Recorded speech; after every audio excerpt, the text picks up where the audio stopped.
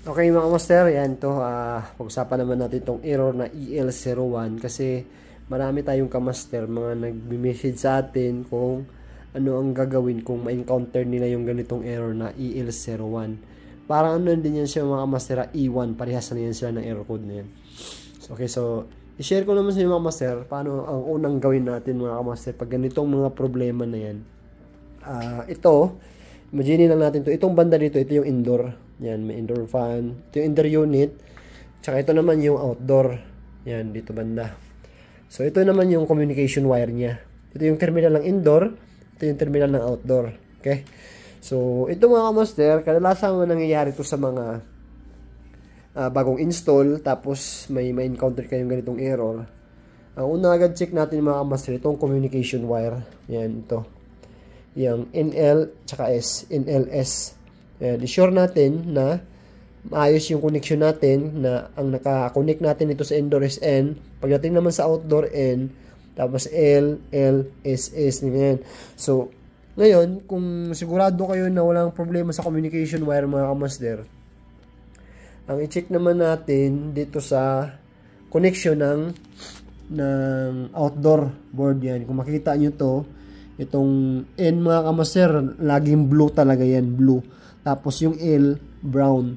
Tapos yung signal, kulay itim. Kaya lang naman siya nag-error ngayon ng L01 kasi hindi ko kinabit tong connection na to. Kung napanood niyo yung dati kong in-upload mga kamaster na nag-problema sa galing factory na wrong connection dahil sa indoor board, mali yung pagkakabit nila. So, ang nangyari kasi nun, yung S naman, kinabit niya sa line, tapos yung line na connection, kinabit sa S, kaya hindi umandar yung outdoor nun.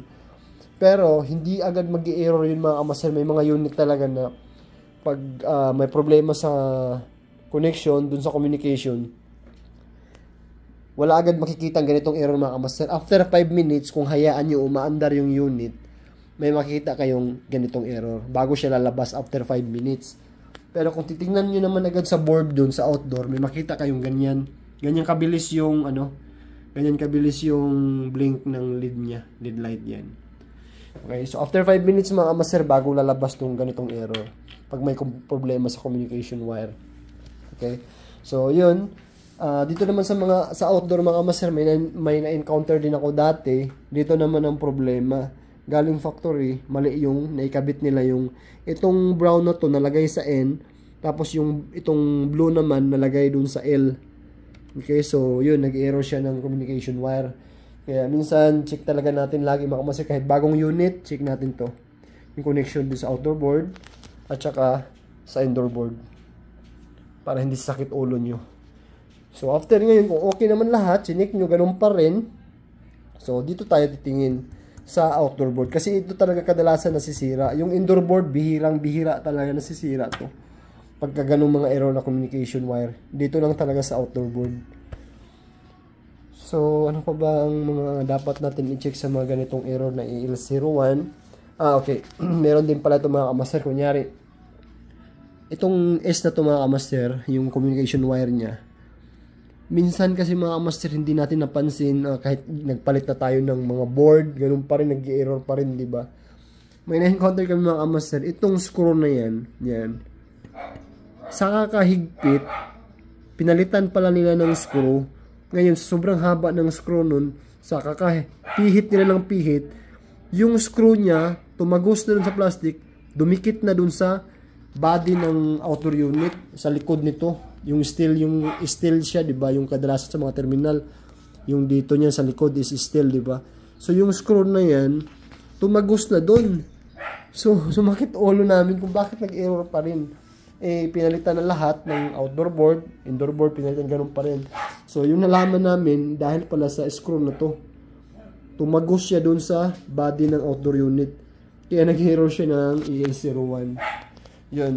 Yun din, bantayan nyo rin mga kamaster, baka may encounter din kayo, lalo na hindi kayo ang unang nagtingin ng unit, hinawakan ng ibang technician. So yun, check din natin yun mga kamaster.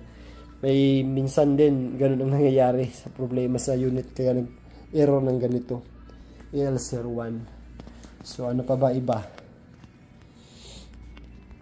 So kaya maganda rin talaga mga kamaster na meron tayo laging available na extra na parts na ganito, buong board, para pang testing natin, pang swap kung saan talaga may problema.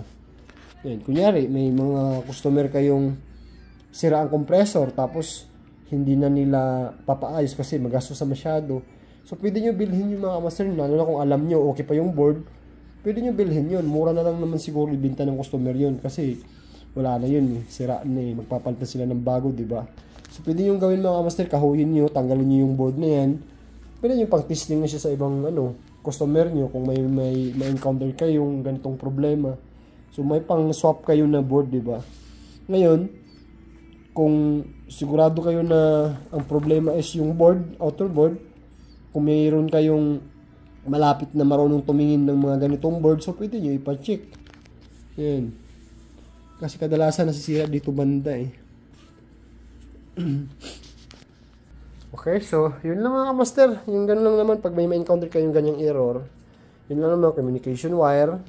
Tapos yung mga connection dito sa outdoor board, tsaka dito sa indoor board. Ganun lang naman. Tapos yun, kung minsan ganito mga master, huwag talaga natin balik na rin to kasi mag-error talaga siya. Yung NL nakalagay sa N, tapos ikabit nyo dito sa L pagdating sa outdoor. Tapos yung L, ikabit nyo dito sa neutral. So, mag-error yan siya. Okay, so, yun lang mga master. Ito lang muna may share ko. Sa sunod naman, ibang error naman. Okay? So, yun lang. Wala muna tayong, hindi mo na pakita sa video. Medyo haggard. So, yun lang. Thank you for watching. Ingat lagi. Ingat.